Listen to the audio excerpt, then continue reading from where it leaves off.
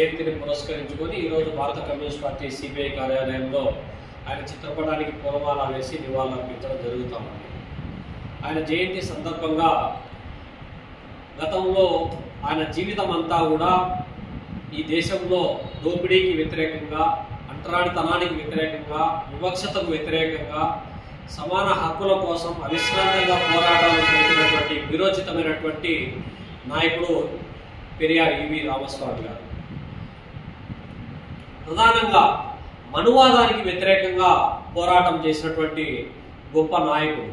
కానీ ఇవాళ దాదాపు ఆయన పోరాటం చేసినటువంటి 10 సంవత్సరాల క్రితం ఏ విధమైనటువంటి పోరాటం జరిపారో, అప్పట్లో ఉన్నటువంటి సాంఘిక సంస్కర్తలందరూ కూడా సాగించినటువంటి సామాజిక ఉద్యమాలు ఏవైతే నిర్వహించారో ఇవాళ కూడా అటువంటి సాంఘిక ఉద్యమాలు, సామాజిక ఉద్యమాలు నిర్వహించాల్సినటువంటి బాధ్యతను పాలక ప్రభుత్వం గుర్తు చేస్తూ ఉంది.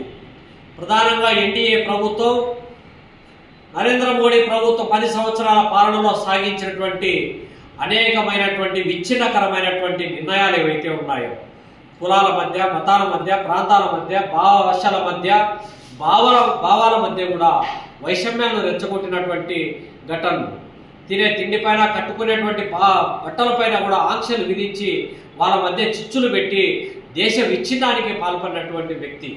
దేశ స్వాతంత్ర పోరాటంలో చరిత్ర లేనటువంటి బీజేపీ, ఆర్ఎస్ఎస్, సంఘ్ పరివార్ ఇవాళ దేశం గురించి, దేశభక్తి గురించి, లేకపోతే తెలంగాణ సాయుధ పోరాటంలో అనేక మంది నాయకులు వీరోచితంగా పోరాడి విముక్తి చేసినటువంటి ఆ పోరాటాన్ని కూడా ఇవాళ విమోచన దినోత్సవం పేరుతో దాన్ని కూడా రాజకీయ లబ్ధికి వాడుకోవాలనేటువంటి ఒక సంకుచితమైనటువంటి రాజకీయాలకు పాల్పడేటువంటి ఒక దుర్మార్గపూరితమైనటువంటి చర్యలకు ఇవాళ పాల్పడుతున్నటువంటి నేపథ్యంలో దేశంలో ప్రజలు ఐక్యత కోసం, దేశ సమైక్యత సమగ్రత కోసం పాలక ప్రభుత్వాలు అవలంబించేటువంటి ప్రధాని నరేంద్ర మోడీ సాగిస్తున్నటువంటి విచ్ఛిన్నకరమైనటువంటి విధానాలకు వ్యతిరేకంగా పోరాటం చేయడమే ఈవి పెరియార్ రామస్వామి గారికి ఘనమైనటువంటి నివాళి.